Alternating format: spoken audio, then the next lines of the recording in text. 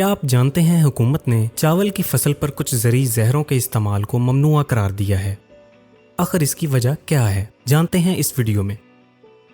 हमारे मुल्क की शान, हमारी धरती का फख्र यानी बासमती चावल इस वक्त एक बहुत बड़े तजारती खतरे का सामना कर रहा है। वो चावल जो हमारे मुल्क के लिए अरबों रुपए का ज़र मुबादला लाता है, आज दुनिया के बड़े बड़े ममालिक जैसे यूरोपीय यूनियन और खलीजी ममालिक इसके जहाज़ों के जहाज़ वापस भेज रहे हैं। चावल की बरामदात खतरे में है।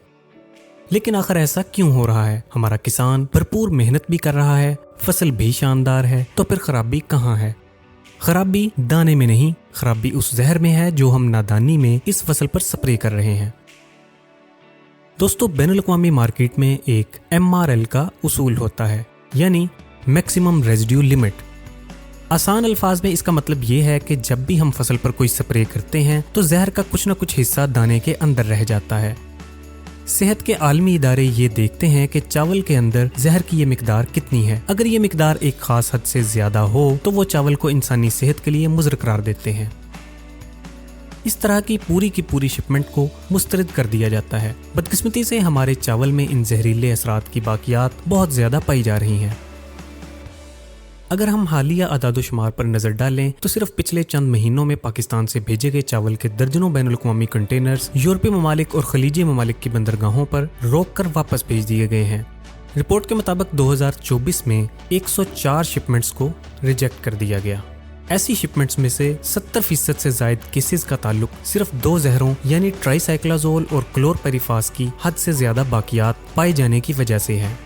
यूरोपीय यूनियन ने चावल के इन जहरों की हद को 0.01 मिलीग्राम फी किलोग्राम तक सख्त कर दिया है, जिसका मतलब ये है कि अगर दाने में जहर का एक मामूली सा जर्रा भी मिल गया तो करोड़ों रुपए मालियत का पूरा कंटेनर वेस्ट कर दिया जाता है या फिर वापस भेज दिया जाता है।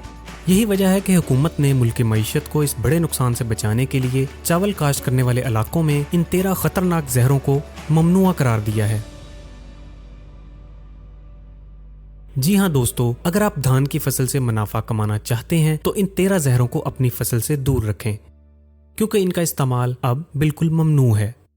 इनमें से कुछ जहर तो कीड़े मार हैं, बाकी बीमारियों के लिए हैं, लेकिन ये सब चावल के अंदर जाकर सरायत कर जाते हैं और पकने के बाद भी खत्म नहीं होते, जिससे हमारा चावल दुनिया में बदनाम हो रहा है। अब आप सोच रहे होंगे कि अगर सुंडी आ जाए, तने की सुंडी हो या पत्ता लपेट या फिर भबका और जुलसाव जैसी बीमारियां, तो फिर किसान क्या करे? घबराने की जरूरत नहीं है।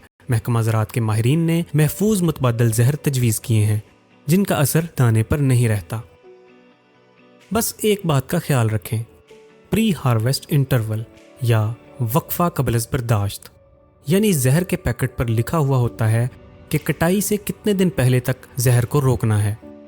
मसलन अगर आप कार टेप इस्तेमाल कर रहे हैं तो कटाई से 40 दिन पहले इसका इस्तेमाल तर्क कर दें, ताकि जहर चावल के दाने में मुंतकिल ना हो पाए। किसान भाइयों, स्मार्ट किसान वही है जो जदीद तहकीक के साथ चले। इन ममनुआ जहरों का बाइकाट करें, अपने चावल को आलमी मेयार के मुताबिक बनाएं, ताकि पाकिस्तान का नाम भी रोशन हो और आपकी जेब को भी पूरा मुनाफा मिले।